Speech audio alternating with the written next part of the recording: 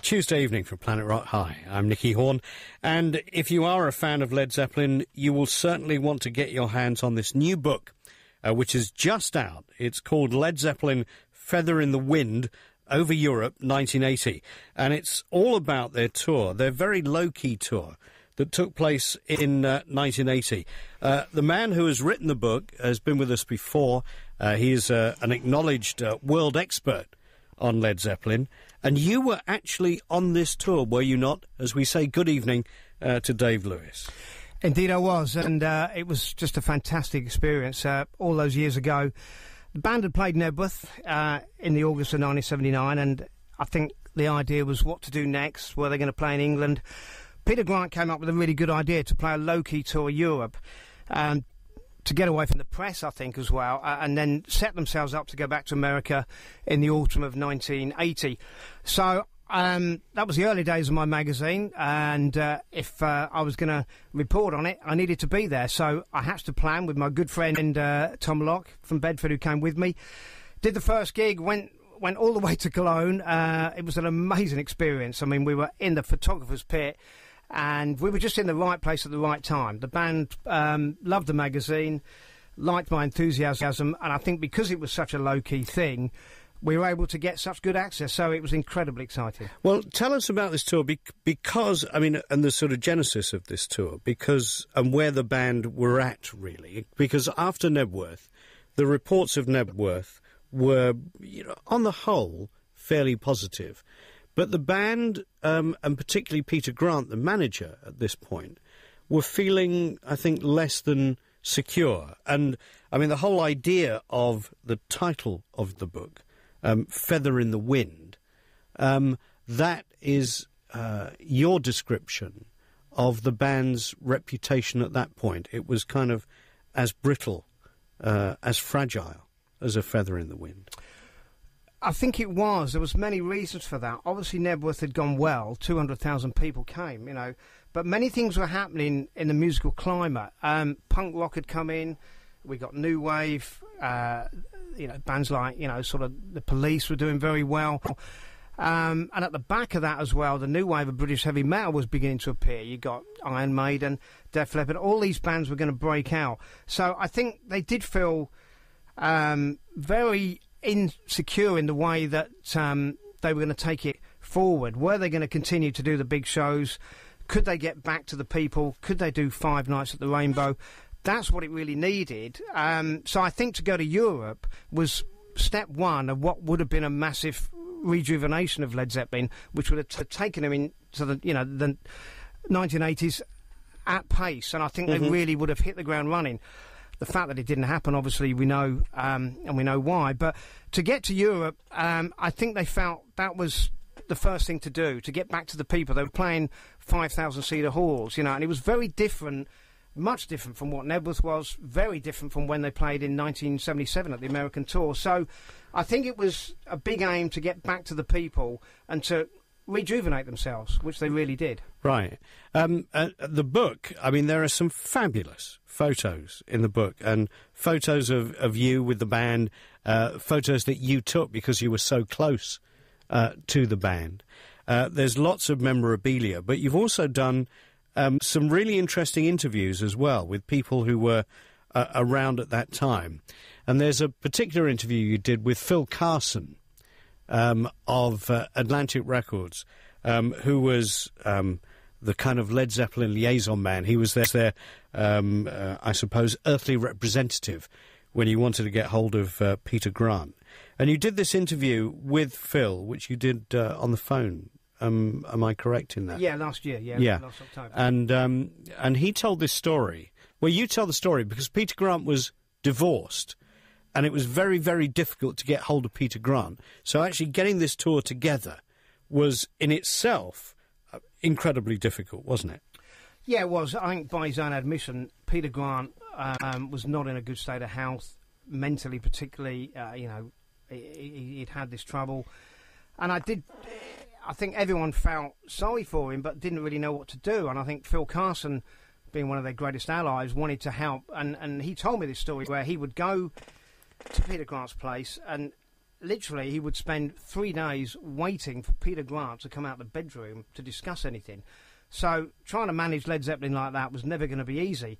Phil did his best to help, but there's a great story where Harvey Goldsmith was going to be involved in the tour, and he was going to run the tour for them with Peter and with Phil. And there's a great story where they all go into the office, and you know, Peter's there finally, but he didn't feel like talking, so he said, "Look, you do a good impersonation of me, don't you, Phil? Because everyone did a Peter Grant. I mean, it's quite a well-known thing in Zeppelin circles. He was an easy man to impersonate." So he says, "You get on the phone, pretend you're me, and speak to Harvey Goldsmith." And incredibly, that's what he did. He imagined he was him and said, we need to do this tour, Harvey, this is when we're going to set it up.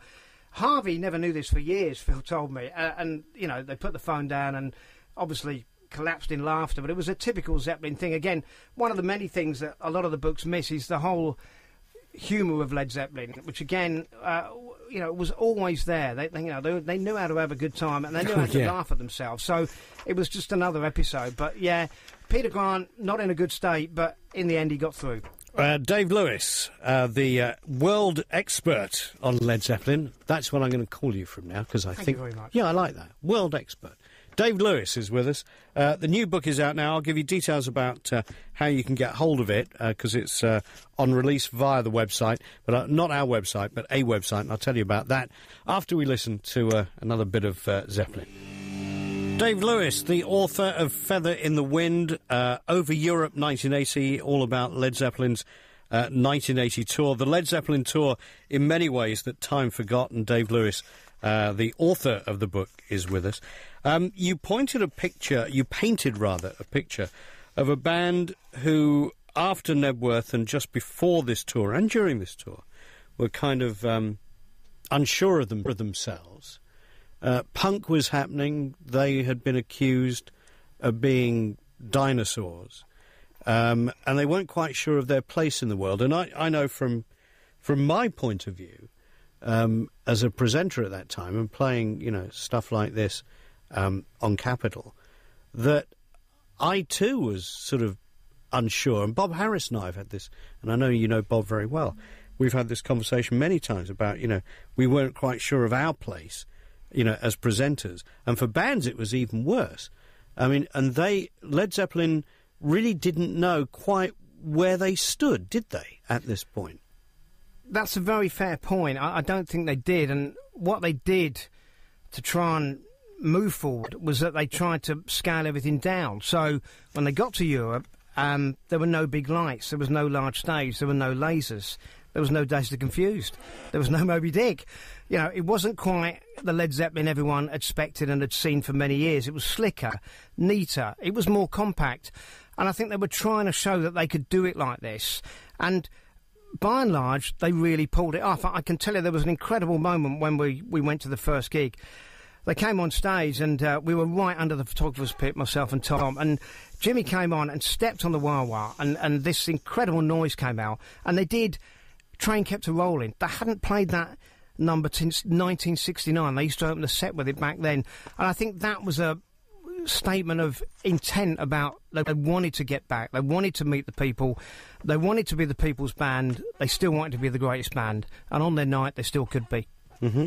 And you were, as we said earlier, you were there at some of these gigs, and this book has got some amazing photos in it. I mean, I have to say that some of them are not obviously the best quality, you know, because they were taken, you know, by the side of the stage, and it wasn't always the light wasn't always good. But that actually adds to it.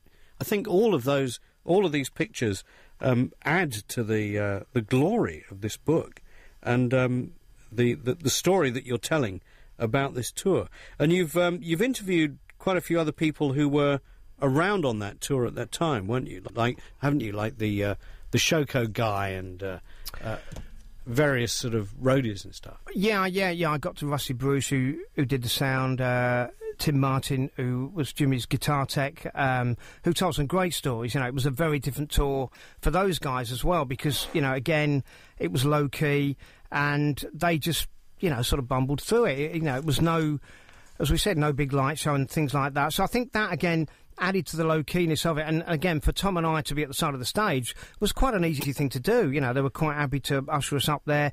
And that's how we got those pictures. And again, I think the pictures tell the story, because even though they're not slick, you know, they've got the atmosphere. They are the last images. That's exactly the point. They are the last images of Led Zeppelin, and because of that, I think that's how they shine. In fact, it's a bit of a paradox on that tour. There was very few, you know, official photographers there because there was no press coverage. Only Melody Maker came over, and even they didn't bring anyone to take any shots. So what we did, we collated these pictures. As I say, a lot of them were Tom's, and there was other guys that had seen the gigs, and Howard Myler, who is a guy who collects photos, opened his archive. Howard's not been so well, actually, so if you're listening, Howard, get well soon, mate. But all these guys, you know, brought this in, and we were able to put it together and offer something which I think is really different. It's a very different view of Led Zeppelin. I think it's a very honest view and a very pure view of the way they were at that time. And it's the last days of Led Zeppelin, so to capture it in that way, I'm really pleased with it. Well, it is a great read. Led Zeppelin, Feather in the Wind Over Europe, 1980, is out now at a special opening price of £26 plus postage and packing. You can get it from the Tight But Loose website, which is Dave's website, at www.tblweb.com. www.tblweb.com. We're also going to have one of these books signed by the author that we're going to be giving away on our website at planetrock.com. And the book is being launched this Saturday, June the 18th, at the Civic Theatre in Bedford in a Tyne, with a performance by a leading Led Zeppelin tribute band, Whole Lot of Lead. Dave, as ever, it's been great talking to you. It's been a pleasure. I mean, this man has an encyclopedic knowledge of everything Led Zeppelin. I mean, you know so much about this band. It's astonishing. Thank you. But listen, good luck with the book. It's very good to see you, and we'll play you out with a little something that goes. And many thanks to Dave Lewis, the author of that new book on Led Zeppelin on the 1980 tour. As I mentioned, you can get it from the Tight But Loose website at www.tblweb.com.